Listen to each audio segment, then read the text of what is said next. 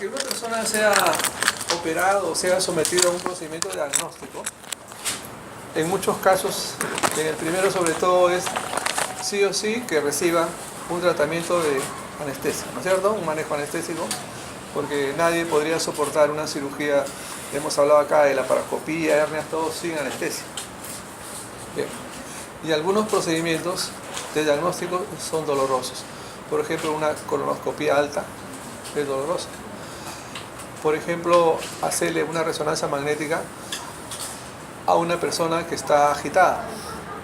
Por ejemplo, una resonancia, una tomografía a un niño de 3-4 meses que no entiende, quédate tranquilo, ¿no es cierto? Etcétera, etcétera. Entonces, algunos procedimientos diagnósticos necesitan ser sometidos a anestesia. Bien, pero cada caso es, como dice allá, es un reto, de acuerdo a por qué se le solicita al anestesiólogo que le dé atención anestesiológica a esa persona. Cada uno es un reto, ¿no?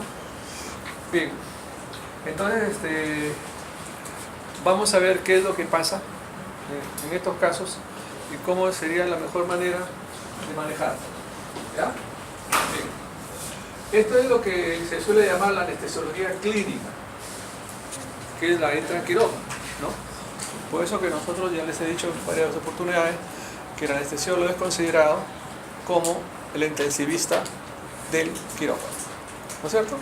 Que es el que tiene que arreglar todos los problemas médicos del paciente quirúrgico, sea paciente con patología pulmonar, renal, hepática, sanguínea, lo que sea, es su campo.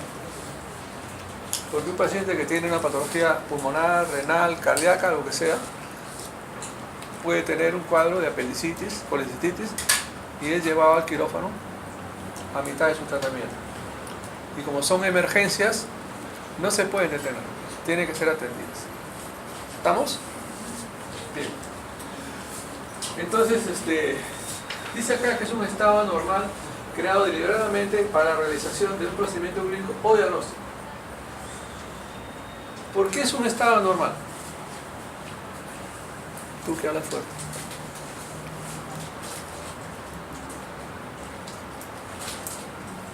Aunque algunos ya están en estado de anestesia, algunos ya aquí. Es un estado anormal porque el estado natural de las personas es en estado de vigilia, ¿no es cierto? Nadie anda dormido por la calle, salvo sonámbulos, ¿no? No, el estado natural es un estado de vigilia, entonces es un estado anormal. Y a pesar que es autorizado y aceptado por la persona, es sometido, ¿no es cierto? Porque a pesar que lo autoriza. Por eso que también es voluntario en cierta forma, pero es anormal. Y es creado deliberadamente. Deliberadamente. O sea, yo estoy despierto, pero tengo que ser operado, entonces el médico, el anestesiólogo, tiene que, entre comillas, transportar a esa persona a este estado. Transportarlo. ¿Ya? Bien. Entonces, veamos cómo funciona esto. ¿Ya?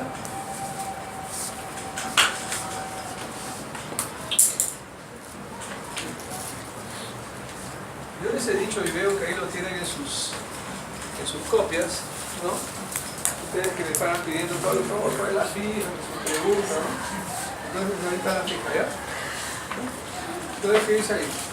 Cuando yo les ponía, les dije al primer día de clase, ¿no es cierto? Les ponía, les dije de que cuando había algo en otro color o en otra forma de letra, para mí esto es importante y por lo tanto puede ser motivo de pregunta. ¿Ya? ¿Ok? Bueno. Acá dice que es una depresión reversible la anestesia, ¿no? De las funciones del sistema nervioso, pero con conservación, mejora o alteración mínima de la función de los órganos, excepto del sistema nervioso central.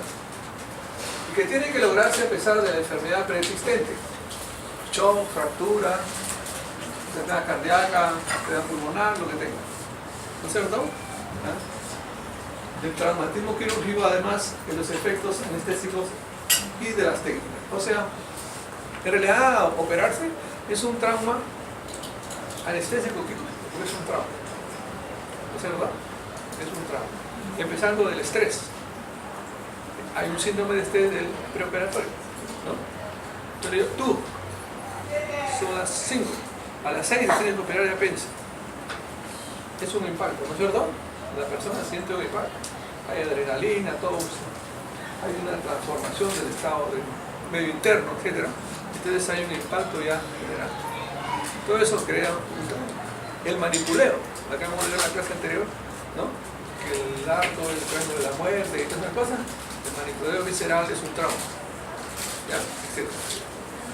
Entonces, y el secreto es que es reversible, tiene que ser reversible, porque nadie se quiere quedar dormido para siempre. Tú tampoco, ¿no es cierto? ¿Quién quiere quedarse dormido para siempre? Todos queremos despertar, ¿no es cierto? Entonces ahí viene lo que se llama los tres grandes temores del paciente anestesiado. Dime uno. ¿A qué le tienes miedo? ¿Ah? No despertar. A no despertar. Claro, muy bien. ¿Tú? O sea, lo mismo, pues, a no despertar, a morirse en salvo. ¿Qué otro miedo tendrías? ¿No tienes miedo? ¿Quién lo dice? ¿Perdón? Claro, exacto. A sentir dolor durante la operación. Es otro temor, ¿no es cierto? Claro. Otro temor, un poquito más difícil que porque usted no quiere pensar, es despertarse a mitad de la anestesia. ¿Ya? Son los tres. Todo eso es de forma lo que yo les digo el trauma. O sea, la persona a pesar que acepta, firma, sí, pues tienen que darle anestesia, si no, no le pueden sacar la pensa. Pero es un trauma. ¿Ya? Para que una persona esté en lo que se llama estado de anestesia general, que ya hemos dicho, ¿no? Que es un estado normal, que tiene que ser reversible, que es aceptado por la persona, ¿no es cierto? Y que es un alto deliberado, etcétera, etcétera, ¿no es cierto? Se tienen que dar algunas condiciones. Tiene que haber hipnosis, o sea, el paciente tiene que estar dormido, ¿no es cierto? Tiene que haber analgesia, o sea, el paciente no debe sentir dolor, porque no es lo mismo estar dormido que sentir dolor. No sé, bueno, ustedes son muy jóvenes, pero de repente en algún momento, a la 1, 2, 3 de la mañana, un dolor nos ha despertado. ¿No es cierto? O sea, quiere decir que el estar dormido no garantiza que la persona no sienta dolor. ¿Sí? Tiene que haber relajación muscular, sobre todo de la fibra lisa. Acabamos de escuchar a la doctora que la cirugía laparoscópica, ¿no es cierto?, se hace con anestesia general sí o sí. ¿No es cierto? Pero para hacer eso, para hacer el neumoperitoneo, el paciente tiene que estar dormido y relajado. ¿Ya? ¿Con qué lo relajamos? Con los bloqueadores neuromusculares. Se debe acordarse de mecuronio, atracurio. Tiene que recibir previamente, si no, no se hace el neumo, por más que le metas presión. Porque el paciente contrae el abdomen. O sea, tiene que haber relajación. Y la relajación participa en lo que se llama el silencio visceral. Tiene que haber abolición de los reflejos. Cuando alguno de nosotros, por motivos X, por comer rápido o hablar al comer, nos atoramos o el arrocito se nos va para el otro lado, tosemos, ¿no es cierto? Inmediatamente, ¿no? O sea, es un mecanismo de reflejo. Ese reflejo es defensivo, ¿no es cierto? Para que no entre alimento o líquido a la vía aérea, ¿no? Entonces, en este caso el paciente no debe tener reflejos. O sea, está totalmente bloqueado. Por eso es que se habla que, por ejemplo, los pacientes de cirugía de cáncer, como el paciente está bloqueado, los mecanismos defensivos están totalmente bloqueados, es ahí donde se produce la metástasis. ¿Está bien? ¿Está bien? Entonces, cuando se remueve el tumor, en el momento que se toca, el paciente está bloqueado. Millones de células fugan del tumor al sistema sanguíneo general. Y la pieza anatómica del tumor que estoy sacando no está al 100% de las células tumorales. Ya han fugado y se han quedado millones dando vueltas. Porque no hay bloqueo. Hay bloqueo, no hay defensa. Y hay amnesia, obviamente, ¿no?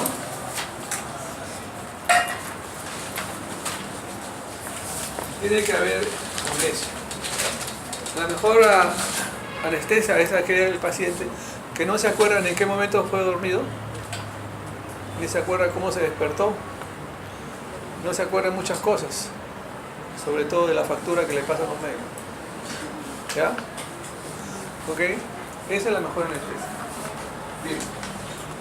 Entonces, eso es un poco de los casos, como dice ahí, de que si tú usas un fármaco a un paciente, ¿con qué intención lo haces? ¿Por qué le aplicas un antibiótico a un paciente? ¿Cuál es tu intención? ¿Lograr qué?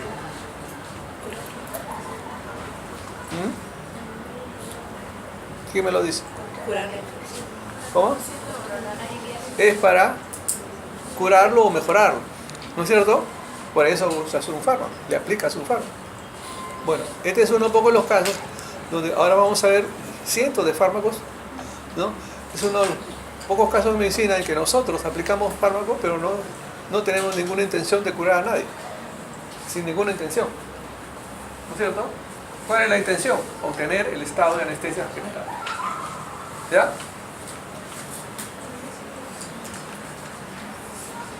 Bien, para comprender mejor cómo funciona esto, se utiliza una estrategia como es esta, ¿no? Ustedes que son de la Richie, yo sé ahora en enero, todos cogen un avión y se van a Miami, Punta Cana, Garuba, todo, ¿no? En fin, a descansar y a tomar sol, merecido, ¿no es cierto? ¿Tú dónde vas? Va a la playa de ningún lado, ¿no? Bueno, bonito. Muy bien, entonces los pilotos de aviación para entrenarse y ser tales utilizan mucho lo que se llama la simulación, ¿no es cierto?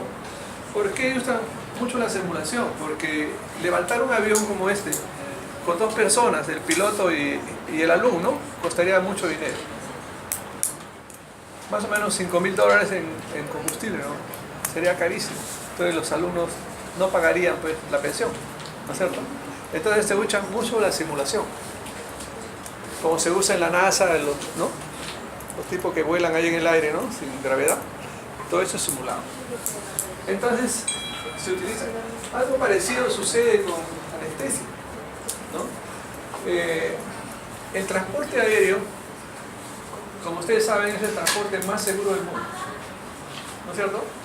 99.5 de seguridad. O sea, usted puede subir a una combi negativo. Si usted usa un avión, sabe que le está subiendo al medio de transporte más seguro que hay. ¿Pero por qué es más seguro? Porque se ha trabajado en forma científica, reiterada, simulada. La simulación tiene muchas ventajas, que es algo que yo les vengo a tratar de buscar, ¿no es cierto? La simulación. Porque la simulación tiene ¿cuántas ventajas? Es un fenómeno programable, ¿no es cierto? Es un proceso que es controlado. Es un proceso seguro. Porque si en simulación se cae el avión, no se cae nada, simplemente apagan el aparato, salen y se van a tomar un café, ¿no es cierto? Ok. Es un procedimiento, por lo tanto, seguro y repetible.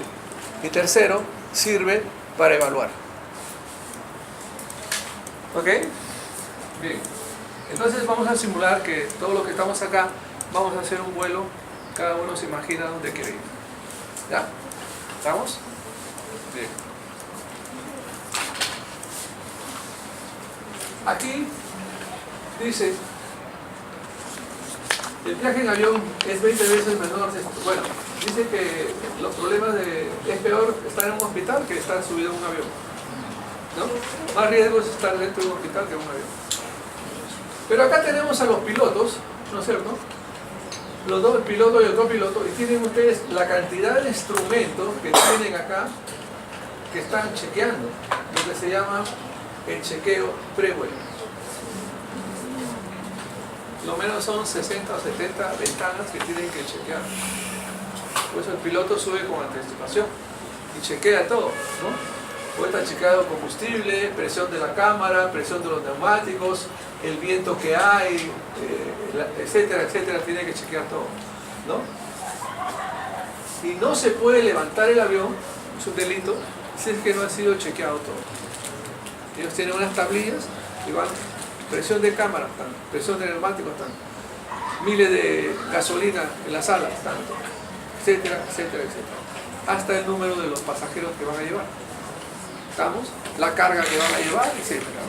Entonces, eso ha permitido dar mucha seguridad a los vuelos. Eso mismo se usa ahora en medicina, y mucho en especial en los pacientes quirúrgicos. ¿Ya? Aquí está el anestesiólogo, con su residente trabajando. Ustedes ven acá que hay 3 computadoras y pantallas, que es así como trabajamos ahora. ¿Ok? Casi igual que el piloto. Por eso es que cuando ustedes leen ahí en el ¿cómo se llama? Te he visto ahí leyendo el profe. Entonces dice, tía muere, se pasó anestesia, ¿no? Así dice el profe, ¿no? Eso ya no existe prácticamente, porque con todo este aparataje, con sistemas de alarma visuales y sonoras, es muy difícil que suceda eso. No es posible, es muy difícil. ¿Ok? Ya. Entonces eso ya queda un poco para Hollywood, ¿no?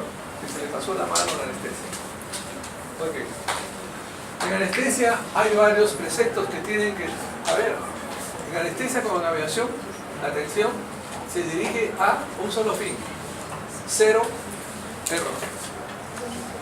Un error en aviación puede ser fatal, ¿no es cierto? Claro. Un error en anestesia igualmente, ¿cierto? Nadie de ustedes aceptaría: yo le voy a dar anestesia, le digo, se va a dar anestesia, pero te pido un favor, si me equivoco en la anestesia me vas a disculpar, ¿no es cierto? Tú no aceptarías, ¿no? Entonces, no es una aceptación, sino es una exigencia, es un derecho del paciente. Esto ya lo leen ustedes, cómo es esto, cómo se ha estudiado este derecho para que se disminuyan, ¿no?, los riesgos. La lista de chequeo que vamos a ver ahora, esta, ¿no es cierto?, que igual que el piloto, se usa en todos los quirófanos, antes, durante y después de la cirugía y de la anestesia, igual que el piloto, antes, durante y después del vuelo. ¿Estamos? Porque tiene que entregar un reporte. Es tan importante que acá hay una resolución ministerial del año 2008 donde se puede aprobar la lista de chequeo de cirugía segura. Eso quiere decir que ya es un mandato legal hacer el control preanestesia. ¿Estamos? Es una falta grave, puede ser juicio, si es que no está en la hoja de chequeo. Entonces la hoja de chequeo aquí la tenemos a la entrada, durante la cirugía y a la salida. Todo debe ser chequeado y marcado y firmado por el anestesiólogo, firmado por los cirujanos y la enfermera de quirófano, que son los responsables. ¿Sabes por qué? Porque estamos hablando de algo que tiene que ser sí o sí bien. Pero aparte de que se hacen todos estos chequeos, porque pueden hacerse todos los chequeos, pero para que obtener 0 error hay una condición previa. Una condición previa. ¿Cuál crees que sería? La condición previa es saber. Si no sabes, entonces ya el 0 error ya no está. ¿No es cierto? Es loco. Ya no está. Bien. Bueno, esta es la forma como se atiende un paciente. Entonces, la anestesia clínica tiene 3 partes o 3 tiempos: la inducción, el mantenimiento y la recuperación. ¿Ya? Veamos lo que es la inducción. Entonces, el primer estadio de la anestesia está realizado por la pérdida rápida de la conciencia. Paso a un plano superficial a la anestesia, o sea, de estar despierto a lo que se llama la anestesia quirúrgica. Mantenimiento de la vía aérea permeable con ventilación adecuada, que se puede hacer en varias formas, y conservación de las funciones vitales en niveles adecuados. Fíjense, no es poca cosa, son 4 cosas importantes y que no son fáciles de obtener, ¿no? Pérdida rápida de la conciencia. Ustedes habrán escuchado, visto, no sé, de que se estilaba decir, bueno, pues vamos a comenzar la anestesia, y al paciente le dicen, por favor, cuenta hasta 100, ¿no? ¿Han escuchado? Sí, de repente, ¿no? Entonces el paciente, 1, 2, 3, ¡pum! ¿No? ¿Eso qué cosa es? ¿Ah? No, ¿saben qué es eso? No, eso es crueldad. Eso no se hace. Ya eso no se hace, por favor, no lo vuelvan a hacer nunca más. ¿Ya? ¿Por qué? Porque la persona, por instinto, se niega a ser dormido. Por el miedo que tiene, sus 3 miedos. Que no se despierte nunca, que se despierte a mitad o que sienta dolor. Eso es instintivo. Entonces se resiste. Entonces, por eso que para la inducción se deben usar lo que se llaman inductores de acción ultra rápida, que son los barbitúricos. Lo vamos a ver ahora más adelante. ¿Ya? Esa es la primera condición. ¿Ya? Por lo tanto, rápidamente va a pasar del estado superficial a anestesia quirúrgica. Ahora vamos a ver qué es anestesia quirúrgica. ¿Ya? Y el mantenimiento de la vía aérea, obviamente, porque la mayoría de ellas se hace con intubación. Bien. La inducción depende de la edad. En el caso de los niños, por ejemplo, los niños pues son un regalo de Dios, realmente la criatura es una inocencia muy grande, entonces es fácil de que nosotros lo podamos engañar, ¿no? Y siempre hay pues ahora, no sé, yo ya estoy un poco mayorcito, pero siempre hay un superhéroe, ¿no? Ahora, ¿no? Aquaman, había en mi época, no sé, ahora sí hay una serie de esas historietas, ¿no? Entonces los chicos anhelan ser así como eso, ¿no? Entonces le dices, mira, tú quieres ser como él, entonces ¿qué haces tú? ¿No? Esto es... ¿Quién es esta? ¿Quién es? ¿Ah? ¿Quién es? No, no es la enfermera, ¿verdad? Es su mamá. ¿Se dan cuenta? O sea, cómo cambia la cosa, ¿no? Un niño de 1, 2, 3 años, por más que sea buena moza la enfermera, que es arrancado de los brazos de su mamá para ser llevado a la sala de operaciones, una tipa que está con gorro y máscara, llora, ¿no es cierto? Y el llorar le produce ya una estimulación simpática, ¿no es cierto? Hay lagrimeo, taquicardia, etc. Ya me está cambiando el estado fisiológico del niño. Entonces lo que se hace es vestir a la mamá, ponerlo con el niño, ¿no es cierto? Y le dice la mamá, sopla, sopla, sopla, y infla este globito. Entonces van a ser como Superman, Aquaman, no sé qué tanto en esa época debe haber, ¿no es cierto? Y entonces el niño empieza a soplar con su mamá, confiado, y nosotros vamos abriendo la anestesia, y después el niño ya ¡pum!, se quedó dormido. En brazos de su madre, no de un extraño. Eso es calidad de trabajo. ¿Estamos? Ya el niño se ha dormido, recién ahora intervenimos nosotros, ya el niño está totalmente inconsciente. Bien, el caso de los adultos. Muy bien. La inducción, igual como el despegue de un avión. ¿No es cierto? Como el despegue. La inducción es un momento dramático. Cuando ya se cierran las puertas del avión, yo sé que varios de ustedes han viajado, se cierra la puerta en avión y sentimos que el avión empieza a desplazarse y llega a un punto, sentimos de que los motores del avión empiezan a funcionar a una velocidad extrema, ¿no es cierto? Con una fuerza extrema, que el avión hasta vibra un poco y el avión empieza a correr. Todo el mundo está en silencio absoluto, ¿sí?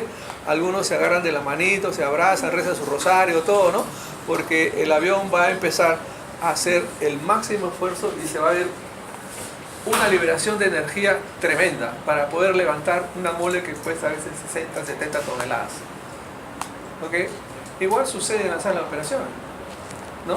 En la sala de operaciones hay un silencio absoluto cuando se va a empezar la inducción. Por eso al paciente nunca se le dice cuenta, ni se le dice. Solito vamos a dormir cuando menos lo piense. ¿Estamos? ¿Ya? Bien. Entonces, hay una máxima, ¿no? Liberación de energía, y todos estamos calladitos porque estamos muy temerosos hasta que el avión deja de tener esta posición y empieza a ponerse vertical. Recién ahí se apagan las luces, ¿no? Y dicen, pueden soltar los cinturones, ¿no es cierto? Etcétera, ¿no?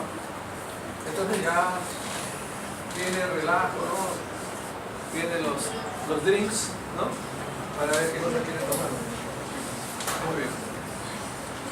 Igual sucede acá, esta es la inducción, ¿no? Miren ustedes, acá está la computadora marcando gran taquicardia al inicio, ¿no? ¿Ok? Entonces, están alterando las funciones vitales y hay que tratar de mantenerlas lo más dentro posible. Muy bien. La intubación endotraqueal forma parte de la inducción, ¿ya? Y es muy importante. Muy bien. La intubación traqueal tiene varias funciones.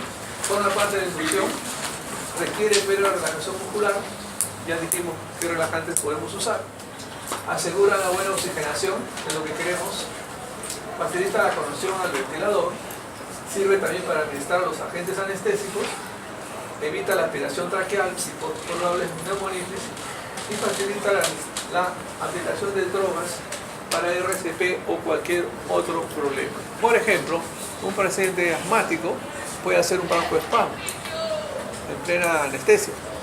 Entonces nosotros retiramos el tubo, lo desconectamos de la máquina y ponemos el spray de Ventolin y disparamos por el tubo, ¿no es cierto? Y luego conectamos y le hemos dado como si lo estuviera despierto esa persona. O sea, estamos haciendo terapia ventilatoria. ¿Estamos? Es así como debe estar el coche antes de intubar, todo ordenado. Así como el piloto ha ordenado y ha visto todo lo que ha tenido que ver antes de despegar el avión, una parte del éxito es tener un sistema de trabajo. Primero va este, después va este, después va este, etcétera, etcétera. Todo debe estar ordenado conforme este va a necesitar. Frecuencia muy precisa. ¿Ya? A ver, ¿cómo intubamos a esta paciente? ¿Quién me lo dice? ¿Cómo intubarían ustedes a esa paciente?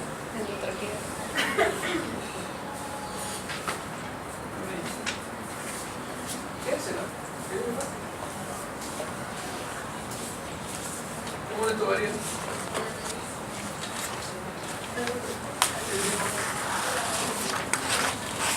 Por la nariz, perfecto, facilísimo. La intubas por la nariz. Pero al principio es todo un problema, ¿no? Escuchen bien. Si yo le pongo un agente hipnótico rápido, como es el pentobarbital, por ejemplo, que duerme en ¿cuántos segundos a una persona? Va el periodo de latencia auditoria. Son 20 a 30 segundos. Se queda dormido instantáneamente. Y lo relajo, o sea, el paciente está dormido y está en apnea total. ¿Qué le puede pasar si no respira? Entra en hipoxia, pues. Si tú no respiras un minuto y te tapas la boca, la nariz, te pone morado, ¿cierto? ¿Sí o no? Entonces entra en hipoxia. Entonces la intubación tiene que hacerse bien hecha y rápido. Porque el paciente ya está dormido, no tiene capacidad de decir me ahogo, me falta aire, y encima está relajado, no puede mover el tórax. Imposible. Entonces solamente tenemos 30 segundos para intubar al paciente. Si no, el paciente entra en hipoxia. O sea, la maniobra tiene que ser hecha por gente experta. Muy bien.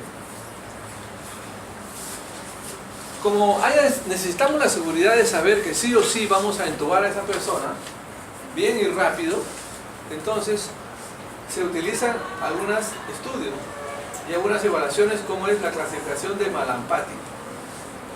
La clasificación de Malampati, creado por este mismo señor, ¿no es cierto? Es simplemente la evaluación. Es como cuando ustedes o yo o ustedes le dicen a un paciente sentado y le quieren ver las amígdalas y le dicen igualito, ¿no es cierto? Entonces ustedes pueden visualizar los pilares, ¿no es cierto? Las amígdalas, etc. Muy bien, exactamente casi igual. ¿Ya? Entonces ustedes ven aquí Acá está la base de la lengua, acá están los pilares y hay un espacio grande. Acá el espacio se va achicando, se va achicando y se va achicando. ¿Ya? Entonces este será Malapati 1, 2, 3 y 4. Entubar estos pacientes es fácil. Este es menos fácil, difícil y muy difícil. Acá lo vemos mejor. El Malapati 1, miren el espacio, ¿no? La tonsila, los pilares, etc. Entonces, estos es relativamente fácil, lo pueden hacer ustedes. Digo, muchos ya han intubado acá en la práctica con la doctora Mariluz, ¿no? ¿Cuántos han intubado de ustedes? Levante la mano. ¿Ya han intubado con la doctora Mariluz? ¿Los simuladores? Ya ven, lo han hecho bien, ¿no es cierto? Sí. Muy bien. Entonces, es fácil. ¿Ya? Felizmente que el 80% de la población está en Malapati 1. ¿Vamos? Ya. Bien. Esto forma parte de la hoja de evaluación de la vía aérea, que es la hoja del reporte que se hace en el consultorio de anestesia. Un día, 2 días o una semana antes de la cirugía, sea electiva o sea de emergencia. Entonces, ustedes cogen la historia y esa hoja tiene que estar ahí con todo lo que se ha chequeado y la firma del anestesiólogo. Muy bien. Cuando ya hemos hecho la laringoscopía, o sea, hemos puesto el laringoscopio, la escala se llama de Cormack. No se confundan, ¿no? Es en el examen, entonces yo les pongo, muchos marcan Malapati y cuando es Cormack. ¿Ok? ¿Bien? Entonces, cuando ya está anestesiado y nosotros vamos a usar el laringoscopio, entonces ya es la escala de Cormack, que también tiene 4 grados. ¿Estamos? Muy bien. El laringoespasmo es un fenómeno grave que se puede producir, ¿cierto? Si alguien tiene, por ejemplo, una reacción alérgica violenta por marisco, por lo que sea, o penicilina, lo que quiera, se produce un laringoespasmo, ¿no es cierto? Por edema. Esto se puede pasar también en el caso de anestesia. Este es cómo debe verse. Aquí tienen las cuerdas vocales, como dice la anatomía, blanco, nacarado, etcétera, la epiglotis, etcétera. Así se debe ver antes de entubar. Y acá tienen un espasmo. ¿Okay? Esto puede suceder si es que nosotros nos adelantamos a meter el laringoscopio sin que el paciente esté en un plano adecuado. Así es un estímulo, es como cuando se nos mete el arrocito, ¿no? Así, igualito. O sea, todo tiene su tiempo. Tiene que el paciente estar exactamente bien relajado y en el momento preciso. Se pueden utilizar otros aditamentos para manejo de la vía aérea, lo hemos hecho ya en la práctica. Les hemos explicado la utilización de la máscara laríngea, que es así como está en la literatura anglosajona, ¿cierto? Así lo van a encontrar, como LM. ¿Vamos?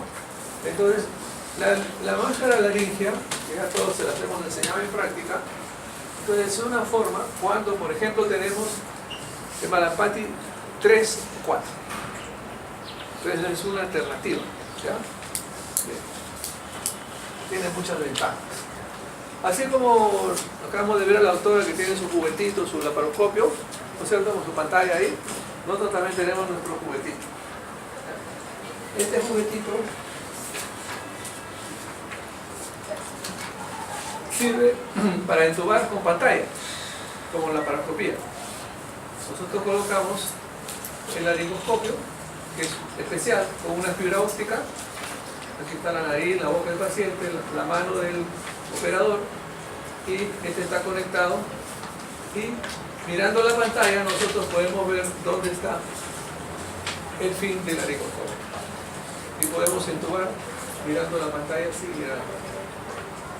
Se usa para Malapati 3, 4. Los hospitales ya grandes como el mío lo tienen. ¿Cuáles son las ventajas de la utilización de la máscara laringea? Es fácil de instalar. Todos han puesto máscara laringea, ¿no es cierto? Todos han puesto y lo han hecho bien. Entonces, no solamente la máscara laringea sirve para manejo de la vía aérea en caso de la RCP, como se les dice, también sirve para dar anestesia general. ¿Estamos? ¿Ya? No requiere visualización directa. Evita el riesgo de lesiones de las cuerdas vocales por la pala la lámpara del laringoscopio metálico, evita los cambios hemodinámicos no deseados por la laringoscopía. La laringoscopía es un estímulo anormal, ¿cierto? Que produce tos, ¿no? Evita la intubación errada al esófago o que se vayan al bronquio. Ya hemos dicho, ¿dónde se coloca la máscara laríngea? ¿Dónde? ¿Dónde se enclava? En el ¿Ah? esófago. En el esófago, ¿ya? No se olviden, también se confunden a la hora del examen, ¿no? Entonces, no, si yo tengo que ventilar, tiene que ser en la tráquea. No se pone en la tráquea, se pone en el esófago. ¿Ya?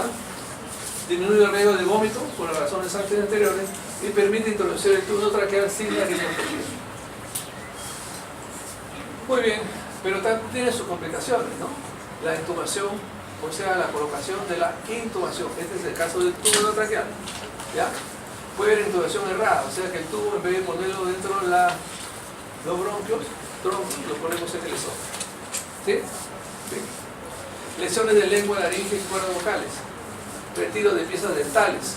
Lesiones del labio. Aquí me detengo un poquito. No se olviden, no solamente los pacientes mayores, sino a veces jóvenes por X motivo usan prótesis dentales. ¿Sí? Entonces, lo primero que tienen que hacer en el preoperatorio, ustedes tienen que indicar retirar prótesis dentales, así como le dicen, aseo en cama o aseo bañado, rasurado de zona operatoria, retiro de prótesis. Es parte del preoperatorio que tienen que hacer ustedes. No lo va a hacer el asistente, tienen que hacer ustedes, los internos. ¿Ya? Les doy un caso nomás. Una señora, cincuentona ella, ya tenía ciertas arruguitas. El esposo, un alto funcionario, se iba de viaje a un evento por 5 días. La señora fue al cirujano plástico y acordó para hacerse una cirugía de estiramiento y de nariz. Cosa que cuando venga su esposo la encuentre más bonita de lo que era. Pero el error fue que la señora tenía puente con gancho. Inadvertidamente, ni la enfermera, ni el anestesiólogo, ni el cirujano percataron eso. La paciente fue dormida, fue relajada, y al relajarse se aflojó todo y el pedazo de prótesis con 2 dientes y gancho se fue al esófago. Y ahora, para sacarlo eso, ¿qué hicieron? Tuvieron que hacer una toracotomía, entrar al esófago y sacar la prótesis. Y cuando regresó el marido no encontró a la mujer, la encontró en la clínica con un drenaje pulmonar, porque le habían hecho la toracotomía. ¿Se dan cuenta? Entonces, a veces, cosas que no pensamos, o lo pasamos por alto, pueden crear serios problemas. ¿Estamos? Ya. Otra es, hay otras personas que solamente tienen 2 o 3 dientes acá, y los otros los han perdido. Y cuando tú haces la laringoscopía te apoyas en el diente y son pacientes mayores porque tienen gingivitis y sacas el diente. Y son los dos únicos dientes que le alimentan su vida. Juicio. Doctora, revuélvame mi diente, póngamelo donde estaba. ¿Cómo haces? ¿Ya? Hay que tener cuidado. Luxación de la mandíbula, ¿no? Hay unos que agarran con fuerza y quiebran el cuello, ¿no? Pueden producir lesiones. Bien, colapso del tubo. El tubo lo coloca mal. Inflamación, ulceración de las mucosas y laringoespasmo. Avancemos. Bueno, ya ha terminado la inducción, ya hemos entubado al paciente, igual el avión ha adaptado su altura de crucero, se ha nivelado, todo está tranquilo, ¿no es cierto? Bien, entonces ya viene el relajo, la tranquilidad, un poco de menos tensión, ¿cierto? Ya pasa la azafata y le dice, ¿qué quieres tomar? ¿Tú qué quieres tomar? Ya. Ok. Igual sucede en el caso del mantenimiento, ¿no? Ya el paciente es estable, se ha nivelado la presión, el pulso, etc., ¿no? La oxigenación igual. Entonces viene lo que se llama ya los controles de mantenimiento, que sigue siendo también intenso, pero no menos tensión que el anterior, ¿no? Entonces los analgésicos que vamos a usar para dormir al paciente, tenemos los inhalados y los endovenosos. Tenemos el pentotal sódico, que es un barbitúrico de acción ultra corta. Hoy día no les voy a hacer preguntas porque quiero que estén tranquilos como el vuelo. ¿Ya? Muchas preguntas no. ¿Ya? Entonces eso lo duerme en 30 segundos a la persona. ¿Ya? Otro anestésico, otro agente anestésico no barbitúrico es el propofol o propanidina. Y la otra es la ketamina, que produce la que se llama la anestesia disociativa. Lo vamos a ver.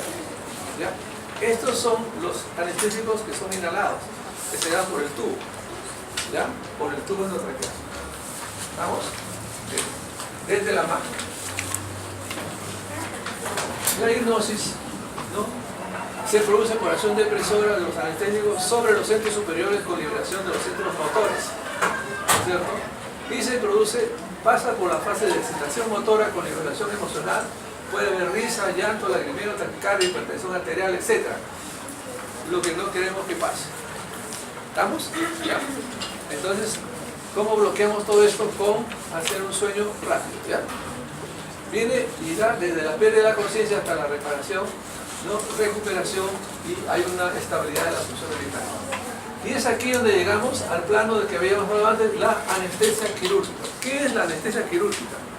La anestesia quirúrgica es aquella, el estado clínico del paciente de hipnosis, relajación y analgesia, donde el paciente hace un estímulo quirúrgico y el paciente no hace ninguna seña de dolor. Hablamos, creo, no sé si me acuerdo, en una clase con ustedes, escuché ahora que muchos han entrado a sala de operaciones, ¿sí?, y han visto cirugía. Y probablemente han visto que el cirujano, antes de pensar, coge una pinza y empieza a jalar la piel. ¿Sí? ¿Así? ¿No? Algunos hacen así. ¿Sí? ¿Has visto? ¿Qué cosa es eso? ¿Qué es eso? Eso no es barbaridad. Eso no. ¿Eso qué cosa es? Eso es ignorancia. ¿Ya? No se debe hacer eso. ¿Estamos? Para eso está el anestesiólogo. No se debe hacer eso. Lo único que tiene que hacer el cirujano es voltear, mirar la cara del anestesiólogo y decir, ¿puedo empezar? Sí, y punto. Se acabó. Él sabe que ya está en anestesia quirúrgica por todos los controles, por todos los fármacos que ha colocado y las computadoras que le están indicando eso. Nunca hagan esto, estar jalando con una pinza, eso es una crueldad y queda mal. Queda mal. ¿Ya? ¿Okay? ¿Sí?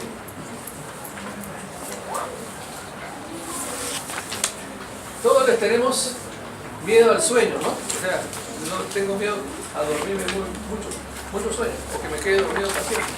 Eso no quiere decir que el sueño hay que controlarlo también, que nos da el nivel de hipnosis. Esto es para recordar un poquito la fisiología, ¿no?, de los centros corticales, los ganglios basales, la médula espinal, los centros oculares. Y si nosotros, desde la corteza, ¿no es cierto?, los hipnóticos van a ir afectando los centros corticales y llegar hasta aquí. ¿Estamos?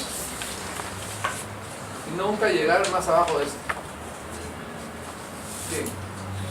Para evitar estos eventos adversos hay lo que se llama el monitoreo, ¿no? El monitoreo es obligatorio en todo tipo de anestesia, que nos va a detectar posibles fallas de órganos o sistemas por efecto de alguna droga o varias de ellas. También facilita la terapia preventiva y correctiva y se deben estar monitorizando permanentemente por lo menos 5 parámetros, que es lo que la computadora nos va a estar viendo, igual que el piloto, ¿no? La presión arterial no invasiva, la frecuencia del pulso, el electrocardiograma, la oxigenación y la temperatura. Esto no puede faltar en ninguna anestesia. ¿Estamos? Son pasos. ¿Ya? Bien. Todo debe ser consignado, ¿no? Y tiene importancia médico-legal. ¿Qué pasaba antes? ¿No? Entonces, paro cardíaco, un accidente, o el paciente se moría en plena anestesia, probablemente por un problema de anestesia.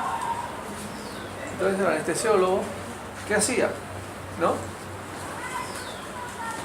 Cogía la historia, cogía el reporte de anestesia, lo sacaba y hacía otro nuevo, donde decía que la presión estaba bien, el oxígeno estaba bien, todo estaba bien, pero se murió el paciente. ¿Cómo es posible? No es cierto. Entonces las computadoras tienen memoria de todos los eventos. Entonces, si eso sucede, yo, por ejemplo, soy perito en anestesia para el Ministerio Público, voy con mi USB y me bajo la memoria. Y ahí ya no puedes mentir. Seguridad, ¿no es cierto? No es por hacer daño al colega, no, seguridad al paciente. Muy bien. Entonces el mantenimiento desde el final de la inducción hasta prácticamente el inicio del término de la cirugía, ¿no? Y ahí mantener un adecuado anestésico sin mayor modificación de las funciones vitales, ¿no? Es importante saber qué tanto está dormido, sí, por supuesto. Un buen plano anestésico se obtiene produciendo una depresión adecuada al sistema nervioso central. Y el control de la profundidad del sueño se monitorea también por los sistemas electrónicos. En este caso se llama BIS, Bispectral System, etcétera, en inglés. Es un monitor que mide solo la profundidad del sueño. Solo la profundidad del sueño. Justamente para evitar eso, de que se nos duerme mucho la persona. Entonces, un paciente despierto tiene un BIS 100 y en la anestesia quirúrgica se da entre 40 y 60 BIS. Veamos, ¿no? Acá está el sistema BIS, que es el monitor.